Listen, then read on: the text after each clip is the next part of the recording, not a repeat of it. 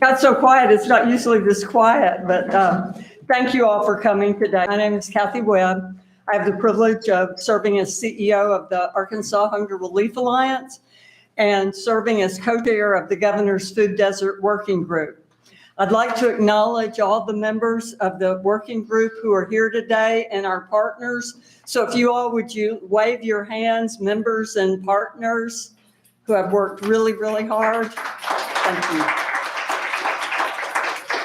All of these folks had full-time jobs and gave a lot of their time and energy on top of their busy jobs. So thank you to all of you. Improving access to food security is important for a lot of reasons and to many sectors, to anti-hunger groups, to educators, to healthcare providers, business, and more.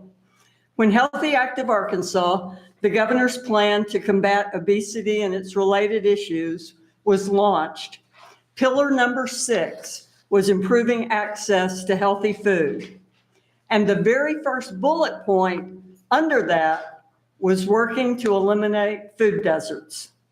We used the Annie E. Casey Foundation definition of what a food desert is: a geographic area where residents have few to no convenient options for securing affordable and healthy foods, especially fresh fruits and vegetables. Disproportionately found in high poverty areas, food deserts create extra everyday hurdles that can make it harder for kids, families, and communities to grow strong and healthy. While efforts to combat food deserts started long before this year, there's been little success as we continue to see communities across the state lose access to grocery stores. Research shows that not only do food deserts contribute to unhealthier Arkansans, our focus groups showed the importance of grocery stores or similar models to communities. And we know that the scope of the problem is big. Over 62 of our 75 counties have identified food deserts. Early this year, Representative Tippy McCullough and I asked the governor to create a group to tackle this issue. He agreed, and Arkansans from government agencies, the business community, healthcare community, and nonprofits have worked diligently over the last 8 months to create a guide for policymakers, community leaders, business leaders, entrepreneurs, and others to use. While he couldn't be here with us today, Governor Hutchinson had this to say about the work.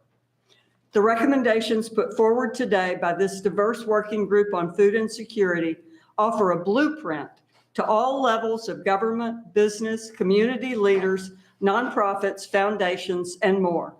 On behalf of my administration, I thank the entire working group for their dedication to this effort, and I look forward to seeing how their recommendations improve the lives of the most vulnerable Arkansans. Members of the working group and our partner, the Winthrop Rockefeller Institute, view this launch today as the beginning, not the end. And we're confident that many of the recommendations and models contained in this report will be implemented. Why are we so confident and excited? Because the recommendations and models that you're going to hear about are already working across the country. And because you're going to hear from some people shortly, from folks who have already started to implement these recommendations. We're excited to share this report with you. And I'd like to now turn this over to my colleague, Dr. Joe Thompson, President and CEO of the Arkansas Center for Health Improvement. Joe. Thank you, Kathy. Thank you. Thank you, Kathy, and for the members of the working group and for all of you for being here this morning. I do want to just add to Kathy's comments. This is the start of something. This is not just a report, but this is the start of something. We're here at the Hunger Relief Alliance, and many across the state work in food banks to have crisis availability for food, but that is a Band-Aid. We're here to actually have a cure. We want solutions for food availability so that all Arkansans have healthy, nutritious food available to them. Let me put a face on this. Think of the senior that's on fixed income in rural Arkansas, that the only source of food that they can get to is the gas station and the convenience store affixed to that, or the fast food restaurant that's on Interstate 65 in South Arkansas. The low-income family that has 3 kids and is stretched to make ends meet, or the 5% of Arkansas households that have no car. These are the folks that every day struggle to find access to healthy and nutritious foods. In this report, in our group, we looked across the United States, and in the report, there are examples of entrepreneurial new startups, technology-facilitated activities, ways to rethink about the food distribution system so that we can get food availability across our entire state for all of our Arkansans. Now, my part here is to talk about some of the governmental recommendations. The government has an important role to play. We would not have electricity in rural Arkansas had it not been for the Rural Electrification Act and rural cooperatives, businesses that provide electricity to all Arkansans across our state. We're calling for a similar activity about food distribution. The recommendations to the governor and the General Assembly are to have a food liaison within the governor's office and a subcommittee in the General Assembly. We have lots of programs that come through our government, whether that's our breakfast and lunch programs in schools, whether it's our supplemental nutrition assistance program through the Department of Human Services, whether it's the assistance program for women, infant, and children in the Department of Health, whether it's economic development to support new businesses in our Department of Commerce. All of these activities need to be brought together to push forward and solve the issues of a food desert in our state.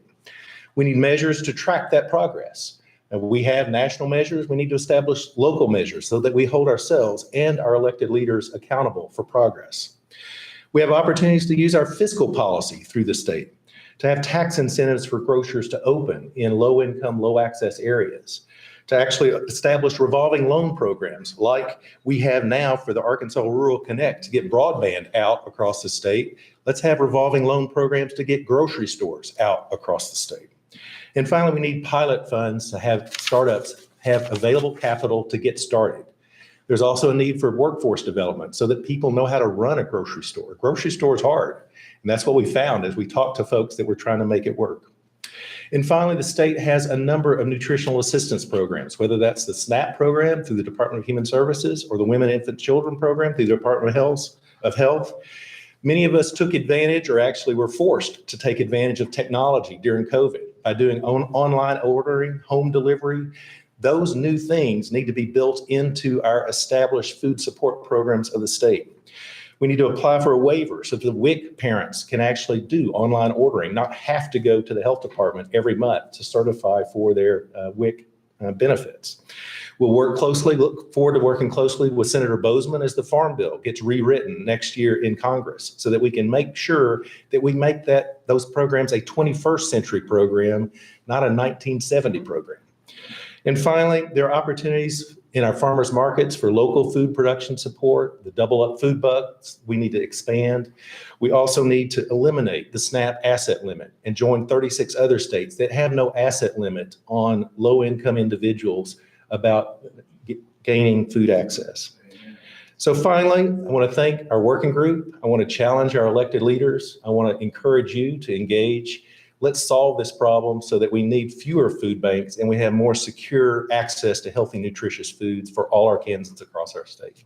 With that, let me introduce Rachel Spencer from the Walmart Foundation. Rachel. Excellent. Thank you so much, Dr. Townsend.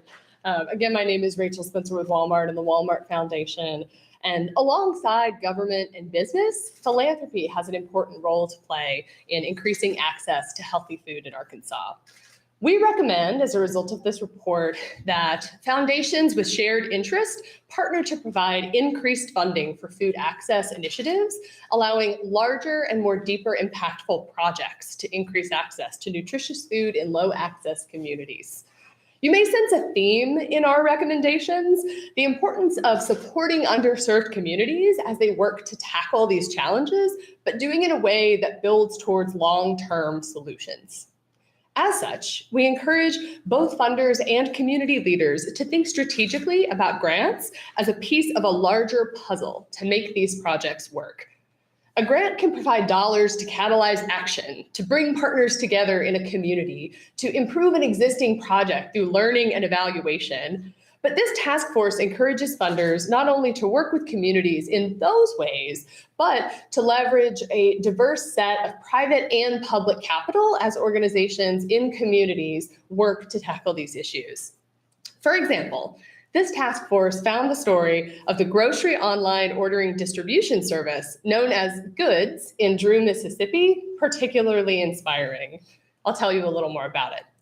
The town's closest grocery store was 30 minutes away, creating a barrier for many people in town to access fresh, healthy food.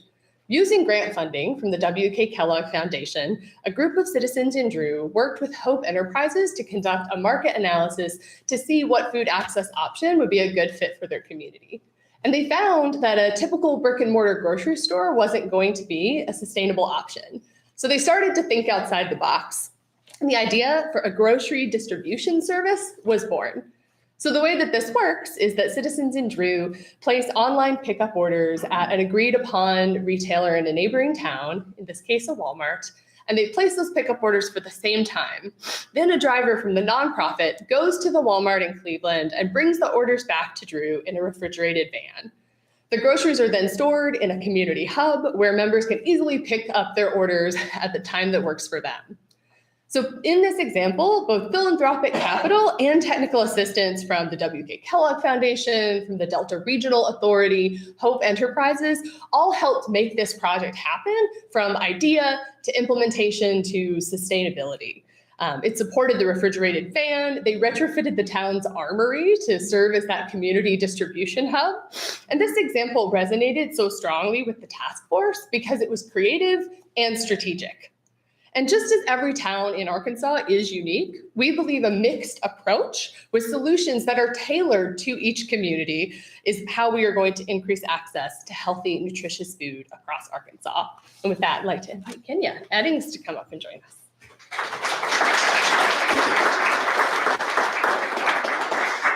Thank you, Rachel. Good morning. My name is Kenya Eddings, and I am the director of the Arkansas Minority Health Commission. I'm also the co-director of the Governor's Food Desert Task Force. So our mission at the Arkansas Minority Health Commission is to assure that all minority Arkansans have equitable access to preventive health care and to seek ways to promote health and prevent diseases and conditions that are prevalent among minority populations. Our vision is that the Minority Health Commission can help Arkansans have equal opportunity and access to health, health care, and preventive well care.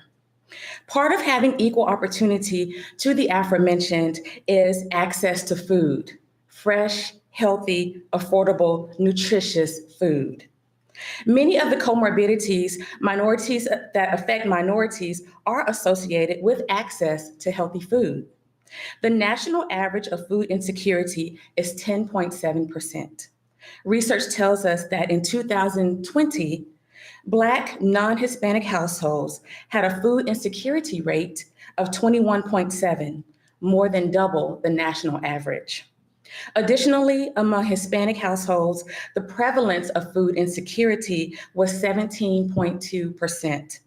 It is known that factors influencing these disparities oftentimes include social determinants of health, where one lives and the conditions of their neighborhood, as well as physical access to any food, let alone healthy food, and, as Dr. Thompson mentioned, lack of transportation. Arkansas is a rural state, as you know, and the presence of grocery stores statewide continues to decline. So what can cities, towns, and municipalities do? The lessons learned from the work group demonstrate that those entities who want to address food deserts on a local level without relying on the state government can do so by, number one, mobilizing community-driven creative models to increase food access. And we've covered a few of those examples this morning. Number two, create strong community partnerships. And finally, use integrated funding by combining public and private dollars. There's an African proverb that states, if you want to go fast, go alone. But if you want to go far, go together. I'm honored to now introduce to you Mayor Zola Hudson, the mayor of Altheimer, Arkansas, to share her experiences.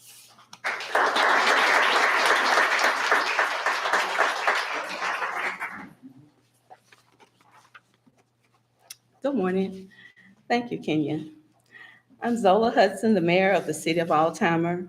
I was elected in 2015. And Altheimer is a small town in Jefferson County. In 2019, our grocery store closed and having a negative impact on our community. We're not a affluent community, and this closure created an extra burden on low-income families, seniors, and those without transportation. Many people had to use part of their grocery money to pay people to take them into Pine Bluff or to Stuttgart to buy grocery. Even children, the kids could use to go to the store for their parents, felt lost when the store left. When I learned about the governor's working group from the Municipal League, I felt hopeful and eager to join the group on a field trip to Mississippi to look at the goods model. The online system with grocery and delivery for a central place in town, and then pick up and some cases delivery for those without transportation. I came back excited and heart just every day and night just jumping and determined. And after some discussion with folk in the community, we made a second trip to Mississippi, asking about questions and digging even deeper in what we're going to do. Talking to the community leaders who told us how much this would mean to the town. We also involved other mayors as well. We learned about the ways and the finances to make this suitable and sustainable. And we heard about how they take care of people and who don't have internet services as well. In January, we're going to start a survey of the community and the surrounding communities. We will then have town meetings, and I'm working with numerous mayors, nonprofits, potential funders, and more. We feel that we can replicate the same thing that's going on in Drew today. It's cost effective, and we think it will meet our residents' needs, and we're not going to get a brick and mortar store. But this project would mean the world to our community, and it truly means the world to us. And I'm so excited about being a part of the solution. Thank you, Christy. It's up to Christy.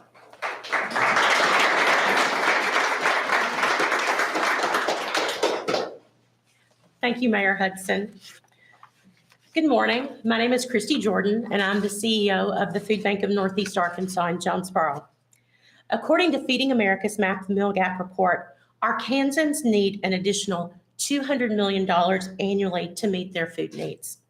The same report estimates that the average cost of a meal in our state is $2.80. That means that there are more than 71 million meals missing from Arkansas tables each year. Now, the charitable food system is a short-term improvement to food access, but as previously referenced, it is not a long-term solution. And I'm excited about this report because it includes information about several promising and practical models to increase food access in food desert communities. These models are successfully operating in other communities across the United States, and you've already heard about the goods model.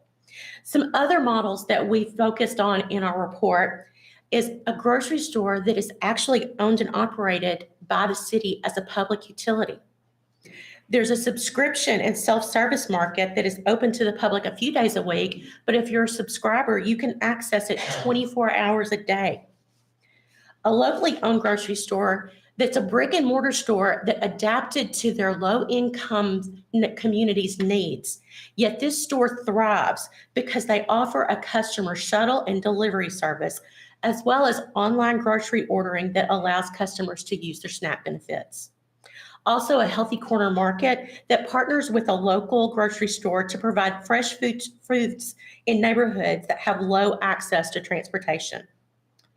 We are excited to share that a couple of these models will be piloted in Arkansas in 2023. Now, the causes of food deserts communities are varied from community to community, and there's not a one-size-fits-all solution. But the models outlined in this report continue to work in rural and urban communities across our country. But the key is the collaborative effort of state and local government leaders, nonprofit organizations, foundations, entrepreneurs, and concerned citizens. This report is not the end of our work, but it is the beginning of our work. Together, we can and must make a difference. This concludes our comments for today, and if you have any questions, we would be happy to entertain those at this moment.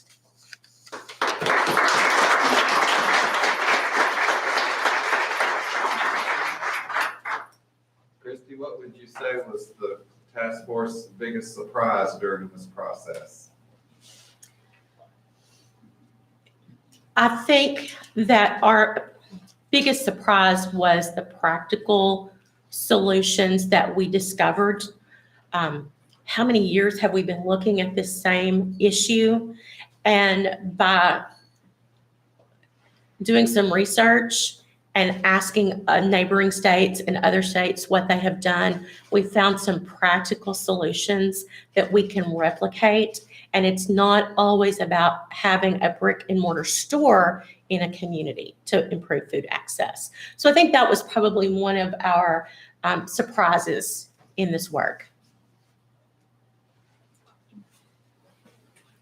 I think Christy really hit the nail on the head. And an additional surprise, and we've been looking at this for a long time, we initially looked at legislation that other states have implemented. And as we dug more into that, we realized that a lot of those pieces of legislation were passed, but they weren't having a whole lot of success in meeting the need. So when we convened this group of people from all different sectors, we found out that the collaboration that we needed was there in that group, and we kept expanding our group. And so I think we have the answers. It's getting people out of their individual silos, to use a word that's sort of overused, and bringing everybody together. And as Christy said, and as Mayor Hudson and others said, we're already working on these solutions now that we know about them. Any other questions? Thank you very much for your time today. We appreciate you coming to learn about our report and the work we've been doing. Good